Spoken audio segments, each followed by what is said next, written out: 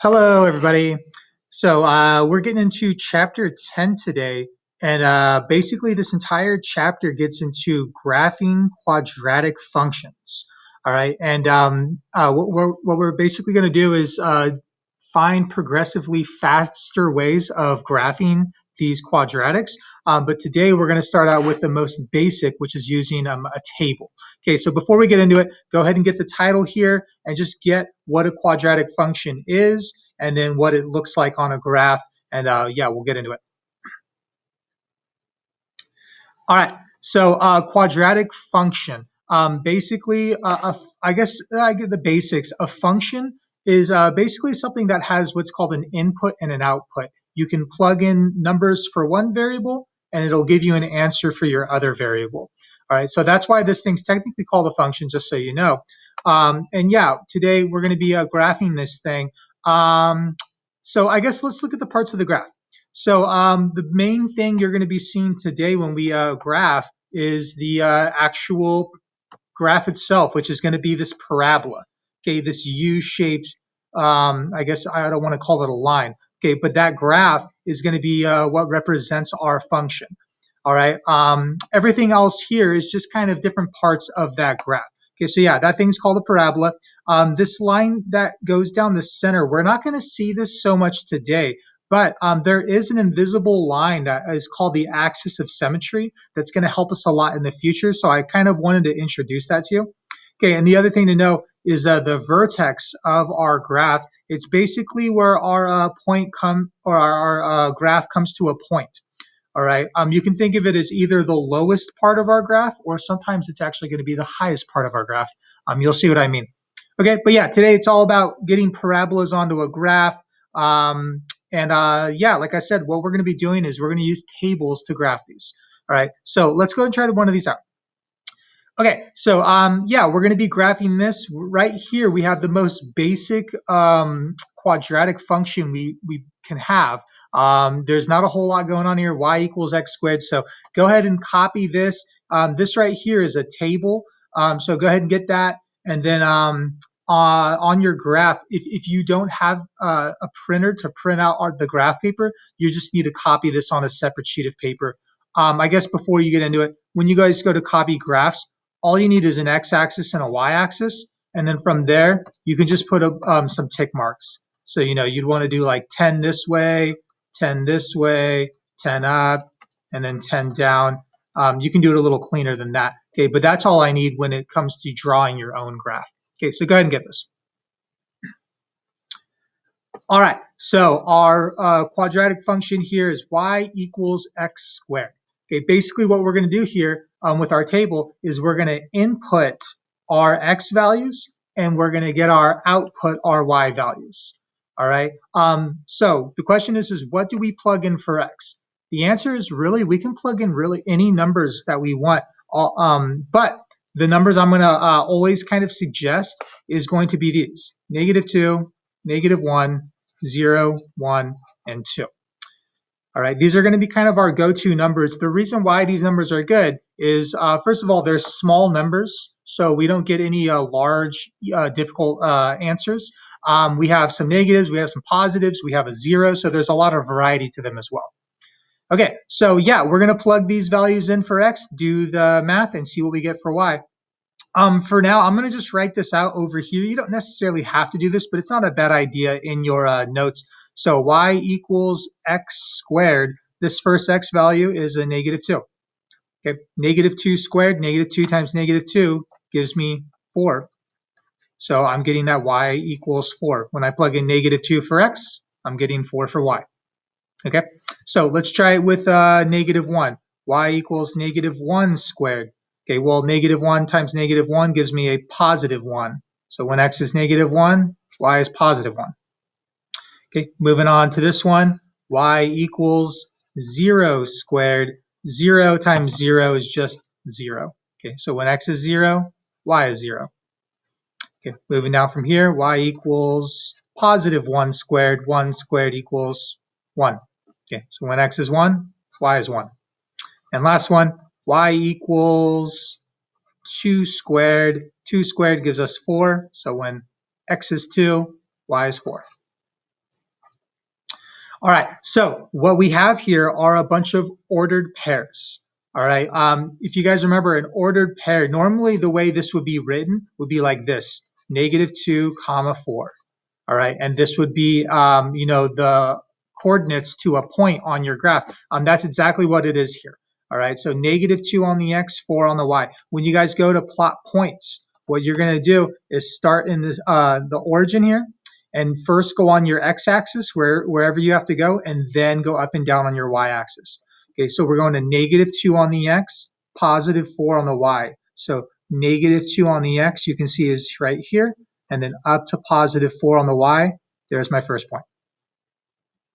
Okay, moving on to this next one, it's at -1 on the x, 1 on the y. So that means I'm going to -1 on the x, up to +1 on the y. There's my next point. Okay, 0, 0 is exactly where we start. 0 on the x, 0 on the y.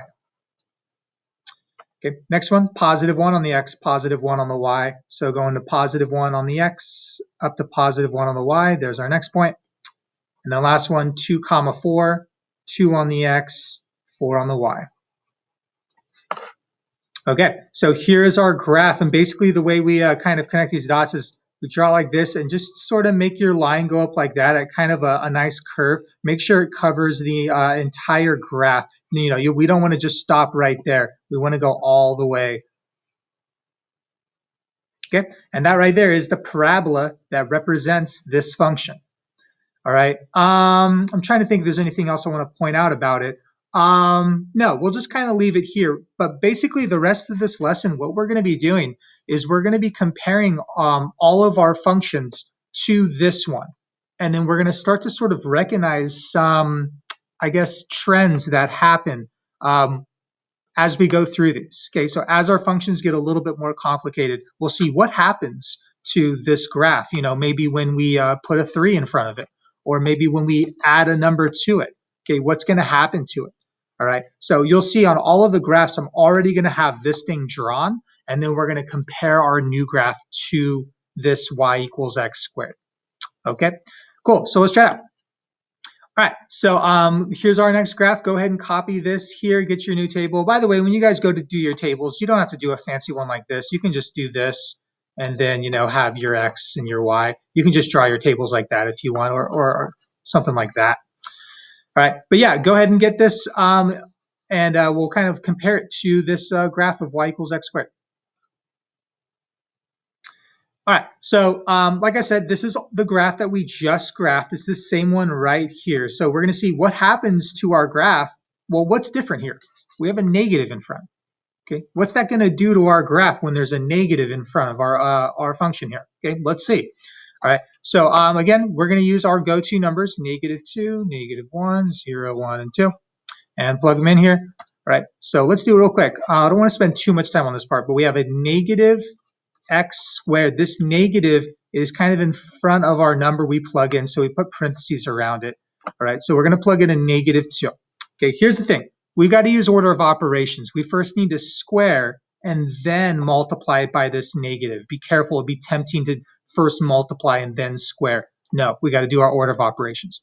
So -2 squared is 4, and then applying that negative to it, we get a -4. Okay, so when x is -2, y is -4. Moving down, same idea, negative x squared, x is -1. -1 squared is 1, but then that negative gets applied and we get a -1. Okay, moving down, y equals x squared, where x is 0. Oh, sorry, there's a negative here. 0 squared is 0. There's no such thing as -0, so we're still getting 0 on this. Okay. So y equals -x squared, where we have a 1. 1 squared is 1. Apply the negative. We get -1. And y equals -x squared, where x is 2. 2 squared is 4. Apply the negative. We get -4. Okay, so sorry, this is a -1. This is a -4. All right, so here are our coordinates. Let's go ahead and plot them. First one is at -2, -4. So that means we're going to -2 on the x down to -4 on the y. There's our first point. Okay, next one, -1, -1 to the left 1, down 1. Next point, 0, 0 right there. Next point, 1, -1. So we're going to +1 on the x down to -1 on the y. And the next one, 2, -4, 2 on the x, -4 on the y. All right, so here is our parabola of this graph. All right, so real quick, let's compare it to the graph of y equals x squared. What happens when we have a negative in front of x squared? Well, pretty obvious, right? Our parabola flipped upside down, okay? And that will always happen whenever there's a negative in front of your quadratic. Your parabola will be pointing downwards, okay? So that's, the first kind of rule. And that's really what this lesson's all about, is just figuring out, oh, what is that like? What does it mean when there's a negative in there? We can predict what these graphs are going to look like by just knowing the rules. Okay, so yeah, let's keep going. All right, so again, go ahead and you can get your original y equals x squared on your graph. On this one, we're going to see what happens when there's a number in front of x squared. Okay, go ahead and copy this. All right, so our numbers, -2, -1, 0, 1, and 2. Okay, I'm going to start going quick on this because I really don't want to draw this portion out. So let's go ahead and do it. We're getting y equals 3 times x squared. All right, where x is a -2. Okay, so again, first we need to square. So -2 squared is 4, and then 3 times 4 gives us 12. Okay, moving on down this one, 3 times -1 squared. -1 squared is 1, 3 times 1, 3. Okay, next one, 3 times 0 squared. 0 squared is 0, 3 times 0 is 0. Okay, moving down here, 3 times +1 squared. 1 squared is 1, 3 times 1 is 3. And moving down, 3 times 2 squared. 2 squared is 4, 3 times 4, 12.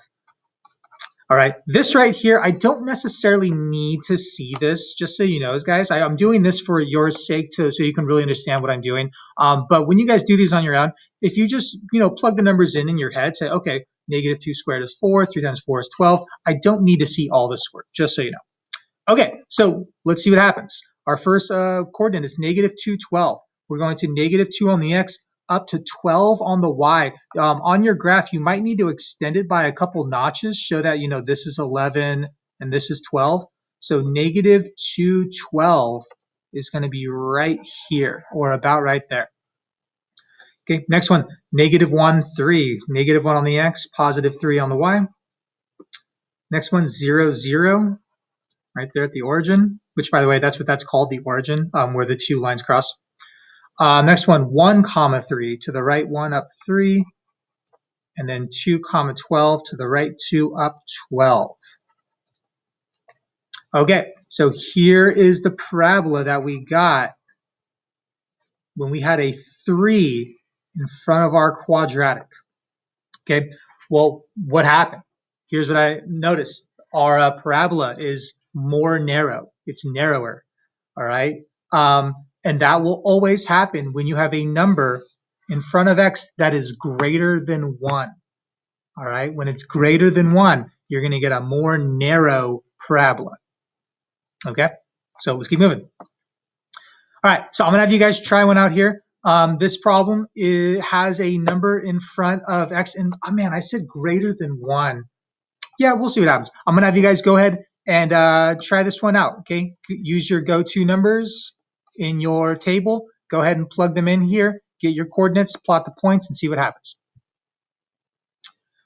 Okay, so I'm going to do these in my head. I'm not going to write it out on the right-hand side. So -2 squared is 4. -3 times 4 is -12. Plugging in -1 squared is 1. -3 times 1 is -3. Plugging in 0, 0 squared is 0, times anything is 0. Plugging in 1, 1 squared is 1, times -3 gives me a -3. And plugging in a 2, 2 squared is 4, times 3, -12. All right, so here, by the way, before I even plot these numbers, here's what I expect. Since it's a negative, I expect this parabola to be going down. Okay, since there's a, I guess a number, I said greater than 1, which is weird because I'm just talking about this. Okay, but I expect this thing to be a narrow parabola that is facing downwards. That's what I expect from the rules that we've learned. So let's see. -2, -12. -12 is probably about right there. -3 on the, or sorry, -1 on the x, -3 on the y. 0, 0, 1, -3, and 2, -12. Okay, and the parabola did exactly what I expected. It went down because there was a negative, and it is more narrow than your generic y equals x squared. All right. Cool. So we still have a couple more to do, but we got some more rules to look into. On this one, we're going to see what happens when there's a number less than 1 in front of our quadratic. Okay, so again, go ahead, copy this on your next graph, and we'll try it out. All right, so here's my numbers. Okay, let's go ahead and plug them in. So -2 squared is 4. Half of 4 is 2. Plug in -1. -1 squared is 1. 1/2 times 1 is 1/2. Plug it in 0. 0 squared is 0. 0 times anything is 0. Plug it in 1. 1 squared is 1 times 1/2 gives me 1/2. Plug it in 2. 2 squared is 4. Half of 4, 2. All right, so let's plot these. Let's see what happens. So we're getting a -2, +2. So to the left, 2, up 2. -1, comma 1/2. So that means I'm going to the left 1 and then up 1/2, just right there, between 0 and 1. Okay, next one, 0, 0. Next one, 1, comma 1/2, to the right 1, up 1/2. And then 2, 2, to the right 2, up 2. All right, so let's see what happens. Our parabola, and again, I'm going to draw this thing all the way, kind of just following the arc. I'm kind of just eyeballing the rest of this. But there is our parabola. Okay, so what did it do? Well, it got wider. All right, and that is something that will always happen when you have a number less than 1 in front of your radical. Okay, normally it'll be a fraction, but remember, not all fractions are numbers that represent less than 1. Like a 3/2 is not less than 1. All right, this would not give us something wider. Okay, so yeah, it's numbers less than 1. Okay, let's keep moving. Next thing to look at is what happens when we have our y equals x squared, but we add a number to it. So far, we've only had stuff in front of it. What happens when we add or subtract numbers? Okay, get this. Okay, so go to numbers. All right, again, I'm just going to do it in my head. -2 squared is 4. 4 plus 5 is 9. -1 squared is 1. 1 plus 5 is 6. 0 squared is 0. 0 plus 5 is 5. 1 squared is 1. 1 plus 5 is 6. And then 2 squared is 4. 4 plus 5 is 9. All right, so here are our coordinates. Let's plot this first one, -2, 9. So we're going to -2 up to +9. Okay, next one, -1, 6. So -1 on the x, +6 on the y. Next one, 0, 5. 0 on the x. We're not going left or right, but up to 5 on the y. Next one, 1, comma 6. To the right 1, up 6. 2, comma 9. 2 on the x, 9 on the y. All right, so here is our new parabola. And I'm going to draw this one is as long as the blue one, just to kind of make a point. Okay, and that point is that the shape of this parabola is exactly the same as this blue one. Okay, it's no wider, it's no more narrow. But what happened? Well, obviously it shifted up 5 units. All right, and that is exactly what happens when you have numbers added to your quadratic. That number represents how far it will shift. Since this was a +5, it shifted up 5. If this was a -6, it would be shifted down 6 units, and it would look like this. All right, so numbers added and subtracted, is it going up and down? All right, and if you wanted to put that in your notes, really, we probably should have been adding these notes But it's kind of obvious by looking at the graph, but that's what this does. Okay, so this is the last one. I'm going to have you guys try it out. This one has a number less than 1 in front of our radical, and it has a number being subtracted. All right, so go ahead, plot these points, and we'll see what happens to this thing. All right, so there's my go-to numbers. Here's, by the way, let's just predict what's going to happen. I know that since there's a number less than 1, this is going to be a wider parabola. So this thing's going to be wide.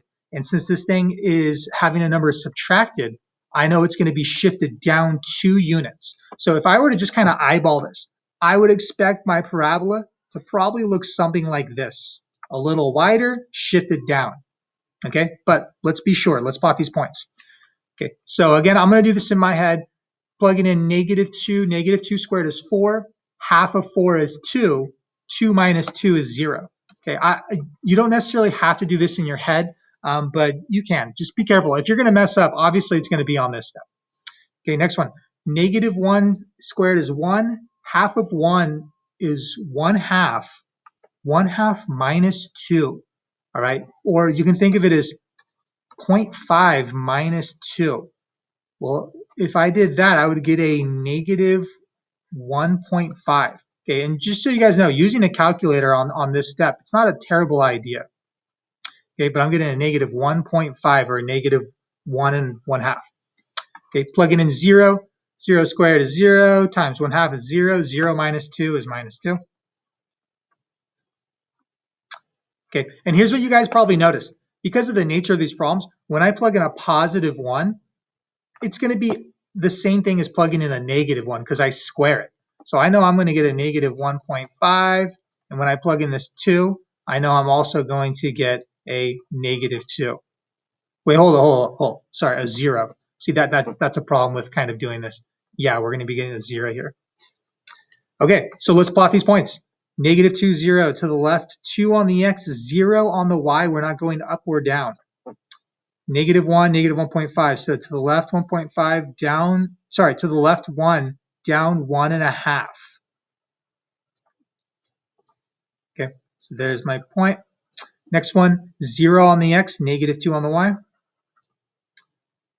This one, 1 on the x, down to -1.5. And then 2 on the x, 0 on the y. Okay, so here is my parabola. And it did almost exactly what I expected. It is wider than our generic quadratic, and it is shifted down 2 units. All right. Cool. So this lesson I know is kind of drawn out because of all like the plugging in, but I wanted you to kind of start to understand now when you see something like this, you can kind of predict what a graph is going to look like. And that's nice, especially if you get multiple choice problems or just anything like that. It's a really good, I guess, thing to know. All right. Cool, guys. So that's that for today. I'll see you.